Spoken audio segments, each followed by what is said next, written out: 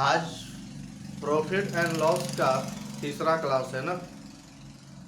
तो देखिए, आज बहुत ही इम्पोर्टेंट क्वेश्चन बताने जा रहा हूँ जो कि हर एग्जाम में क्वेश्चन पूछता है। अगर इसमें कोई भी अगर समस्या होता है प्रॉफिट एंड लॉस से तो आप हमें कमेंट करके बताइए, मैं उसको उस समस्या का हल अवश्य करूँगा। ठीक है, और चैनल को सब्सक्राइब करना ना भूलें और उसको शेयर भी करें ताकि इसका फ़ायदा और लोग को भी मिले। ठीक है, तो देखिए क्वेश्चन कह रहा है कि किसी वस्तु को 900 रुपये में बेचने पर 12.5% का लाभ प्राप्त होता है।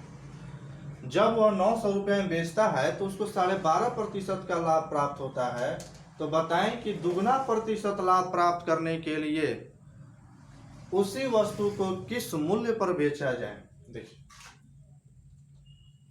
बताए थे इसके पहला और दूसरा क्लास में कि क्रय मूल्य जो होता है हमेशा 100% के रूप में माना जाता है।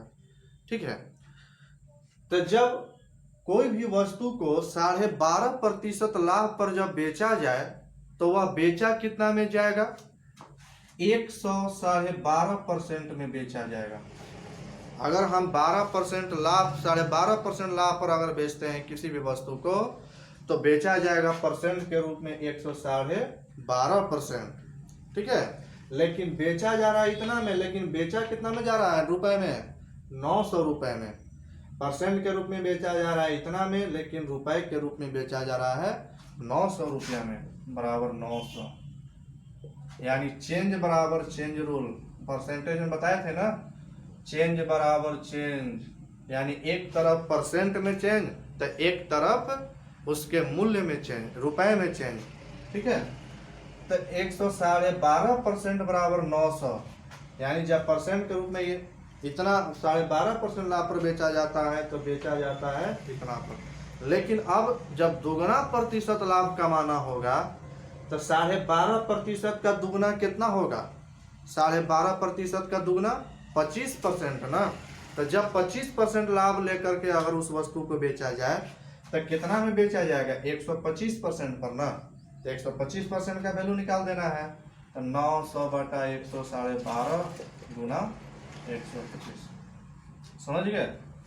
ये कट जाएगा, 25 से 25 चौके 100, 25 25 125, 25 25 125, 45 गुना 9, 5 गुना 10, यानी 1000 रुपया।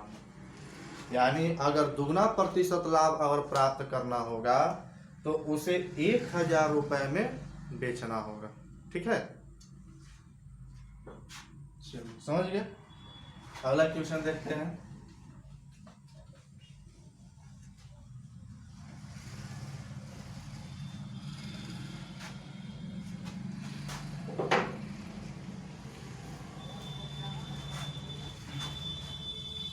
देखिए,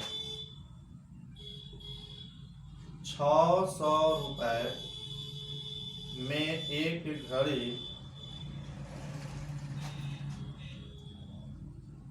को बेचने पर एक व्यक्ति को कुछ हानि होती है।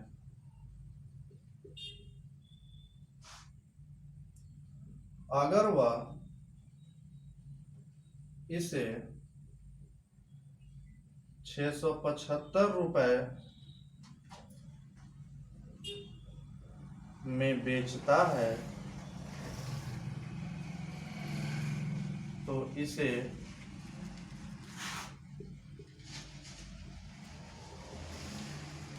पूर्व हानि से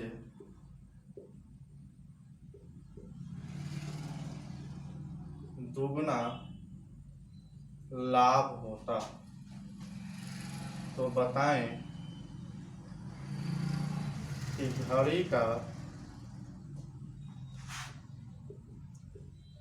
क्रय मूल्य कितना है। देखिए,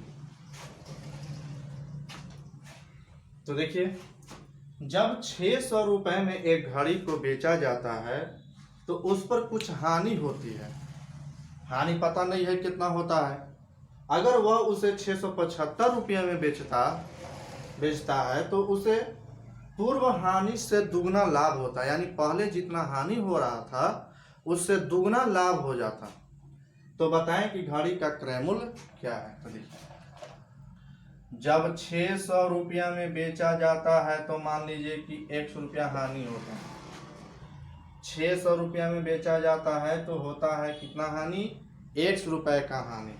लेकिन अगर मान लीजिए 675 रुपया में बेचा जाएगा तो जो पहले हानि होता है उससे दुगना लाभ होता है। तो लाभ होगा यानी कि 2x रुपया। तो देखिए, लाभ को प्लस से और हानि को माइनस से इंडिकेट होगा। लाभ को प्लस से और हानि को माइनस से इंडिकेट करते हैं। लाभ को प्लस से, हानि को माइनस से इंडिकेट करेंगे। बस देखिए इसका बनाने का तरीका, ये ट्रिक है। जब 675 रुपया में, जैसे मान लीजिए 600 रुपये में बेचता है तो 100 रुपये का हानि होता है। तो जब 675 रुपये में बेचता है तो जितना पहले हानि हो रहा था उससे दुगना लाभ हो रहा है। ठीक है, अब इसी को घटा दीजिए। घटाने के बाद साइन चेंज हो जाता है। तो इधर आ गया आपका 75 और इधर 2x और x 3x, यानी 3x बराबर जो है वह 75 रुपया है। 3 से कट जाएगा 25, यानी x बराबर 25 रुपया। तो x क्या माने थे, यहाँ पर हम x का वैल्यू मालूम किए, समझ गए। तो इस तरह से जब दो विक्रय मूल्य आपस में देगा तो इधर जो दो विक्रय मूल्य का जो अंतर होगा वह इधर लाभ और हानि के अंतर के बराबर होगा, समझ गए। दो लगातार विक्रय मूल्य का जो अंतर होगा वह लाभ और हानि के अंतर के बराबर होगा। उससे x का वैल्यू निकल गया। तो अब देखिए क्या कर रहा है, क्योंकि हमको यानी कि घड़ी का क्रय मूल्य निकालना है ना। तो क्रय मूल्य बराबर क्या होता है, अगर लाभ पर बनाइएगा तो लाभ पर बनाएंगे तो विक्रय मूल्य माइनस लाभ होता है। क्रय मूल्य बराबर विक्रय मूल्य माइनस लाभ। लेकिन अगर हानि पर बनाएंगे तो विक्रय मूल्य जोड़ हानि, विक्रय मूल्य जोड़ हानि।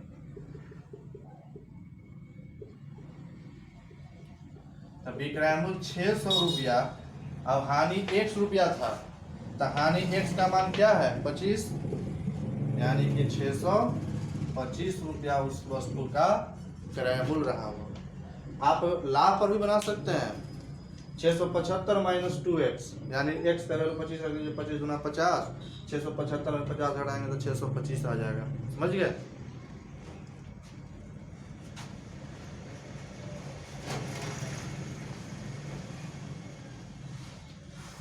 इस तरह से बनाएंगे। इस तरह का क्वेश्चन जब भी इस तरह से देगा तो हम इसी नियम से बनाएंगे, जल्दी बनेगा।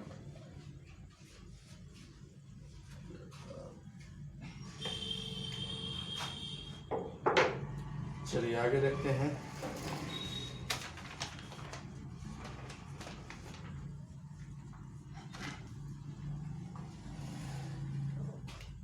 मैं आप लोग को दूसरा क्लास में बताया था कि जब लॉस प्रॉफिट होगा तो अंतर जोड़ करके, लॉस प्रॉफिट, प्रॉफिट लॉस तो भी अंतर जोड़कर, लॉस लॉस तो अंतर घटाकर, प्रॉफिट प्रॉफिट तो भी अंतर घटा करके। इस पर एक आधारित क्वेश्चन भी बताया था, एक क्वेश्चन भी बताए थे।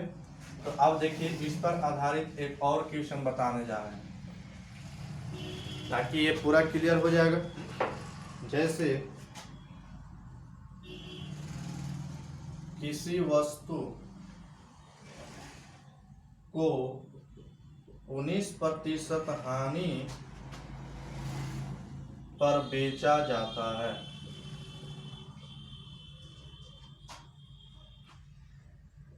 यदि उसे 120 रुपए अधिक में बेचा जाता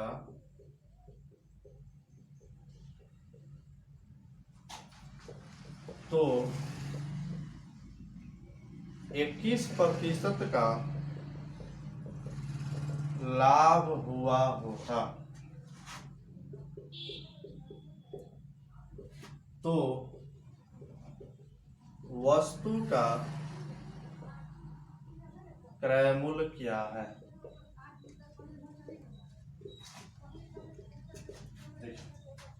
वस्तु का क्रय मूल्य पूछ रहा है। चूंकि एक बार हानि दिया हुआ है, एक बार लाभ दिया हुआ है। कैसे दिया हुआ है कि जब वस्तु को 19% हानि पर बेचा जाता है, किसी वस्तु को 19% पहले हानि पर बेचा जा रहा था, लेकिन अब अगर 120 रुपया अधिक पर अगर हम बेचते तो हानि की जगह पर जितना पहले हानि हो रहा था उसके स्थान पर 21% का लाभ प्राप्त हो जाता। समझ गए। तो देखिए, तो क्रय मूल्य क्या होगा।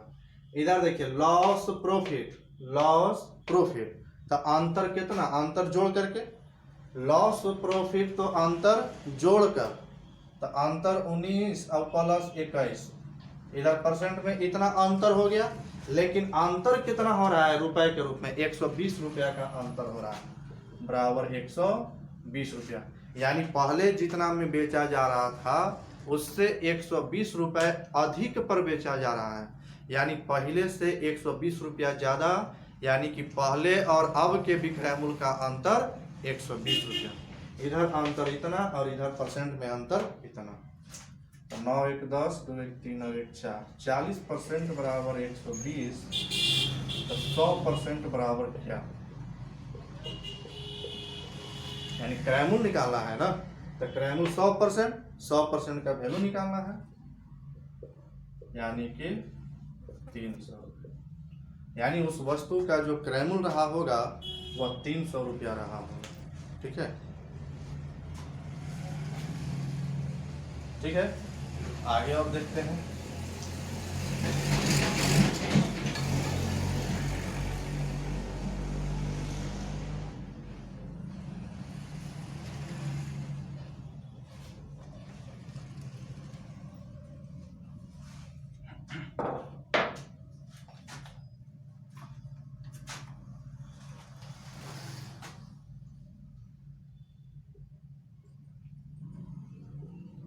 अगला क्वेश्चन बहुत ही इंपॉर्टेंट क्वेश्चन है, जो कि ग्रेजुएशन लेवल के एग्जाम में यह पूछता है। एसएससी सीजीएल में पूछता है, एनटीपीसी में पूछेगा और पूछता भी है, कितने कई बार पूछा भी है। मनीषा किसी वस्तु को 20%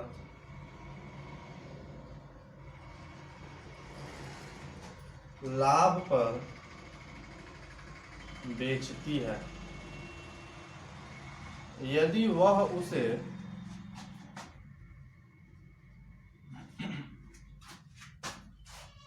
20% कम में खरीदती है तथा 5 रुपए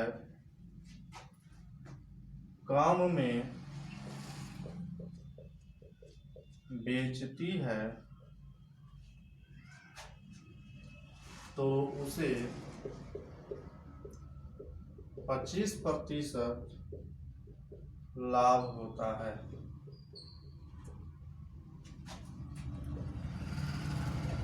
वस्तु का क्रय मूल्य ज्ञात करें। देखिए, इस तरह का क्वेश्चन पूछता है हमेशा। देखिए कैसे इसको बनाएंगे हम। क्योंकि मनीषा जो है किसी वस्तु को 20% लाभ पर बेचती है, यदि वह इसे 20% कम में खरीदती है, 20% कम में खरीदती भी है और 5 रुपया कम में बेचती है। 20% कम में खरीदती है, यानी पहले की जितना में खरीदती थी उससे 20% कम मूल्य पर खरीदती है, तथा 5 रुपये कम में बेचती है तो उसे 25% लाभ होता है। ठीक है, पहले 20% लाभ होता था, अब 25% लाभ हो रहा है। तो वस्तु का क्रय मूल्य ज्ञात करें। तो देखिए इस तरह का क्वेश्चन रहेगा तो कैसे हम बनाएंगे। देखिए, क्योंकि 20% लाभ पर जब बेचती है तब बेची होगी कितना पर, 120% पर, यानी 120/100 पर बेची होगी। पहले जब 20% लाभ पर बेचती थी तब बेचती होगी 120% पर, यानी 120/100 पर। अब देखिए ये उसका एसपी है, यानी पहले वाला ये एसपी है, यानी विक्रय मूल्य है, ठीक है, पहले का ये विक्रय मूल्य है।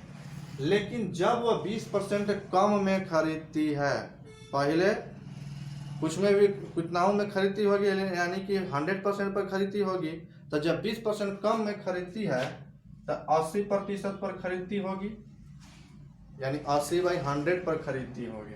ये हो गया सीपी, यानी खरीद रही है ना, खरीदेगी तब ना बेचेगी, यानी इतना रुपए पहले खरीदती, अब खरीदती है। और 5 रुपए कम में बेचती है, यानी पहले वाले विक्रय मूल्य से 5 रुपया कम, यानी विक्रय मूल्य में अंतर 5 रुपए का। तो जब इतना में खरीदती है और 5 रुपए कम में बेचती है तो 25% का लाभ होता है। तो जब 25% लाभ लेकर के बेचेगा तो बेचेगी कितना में, 125% पर। तो जब क्रय मूल्य में होल वैल्यू का सीधा गुना, तो क्या आ जाएगा, विक्रय मूल्य आ जाएगा। अब ये बाद वाला विक्रय मूल्य हो गया, ये था पहले वाला विक्रय मूल्य, अब हो गया ये बाद वाला विक्रय मूल्य। तो यही दोनों विक्रय मूल्य का जो अंतर है वह 5 रुपया है, समझ गए।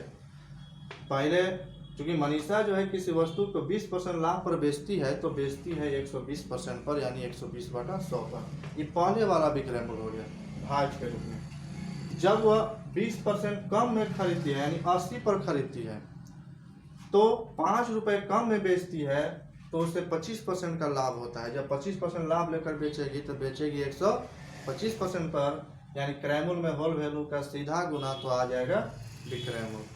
यही दोनों विक्रय मूल्य का अंतर 5 रुपये। इसी को सोल्व कर दीजिए। 25 पचे 25 से 25 चौके 100, 4 से 20 चौके 80, 20 पचे 5 एकम 5, 20 पचे 25 से 25 चौके 100, 4 से 20 चौके 80, ठीक है। 2 छक 12, 2 पचे 10, यानी 6/5 -1, यानी 5 एकम 5, 5 में से 6 जाएगा, 6 में से 5 जाएगा, 1/5 भाग यानी 5, तो 1 बराबर कितना, 5 पचे 25 रुपया। यही इसका क्या हो जाएगा, क्रय मूल्य, यानी उस वस्तु का जो क्रय मूल्य होगा वह 25 रुपया रहा होगा। यानी परसेंट के रूप में क्रय मूल्य होता है 100%, लेकिन भाग के रूप में होता है एक भाग, यानी भाग के रूप में 1%, हटाएंगे तो 100/100 नहीं हुआ 1। ये परसेंट के रूप में 100% क्रय मूल्य, लेकिन भाग के रूप में 1, तो 1 का मान निकाल दिए, ये परसेंट यहाँ से हटा दिए थे, ठीक है। Thank you.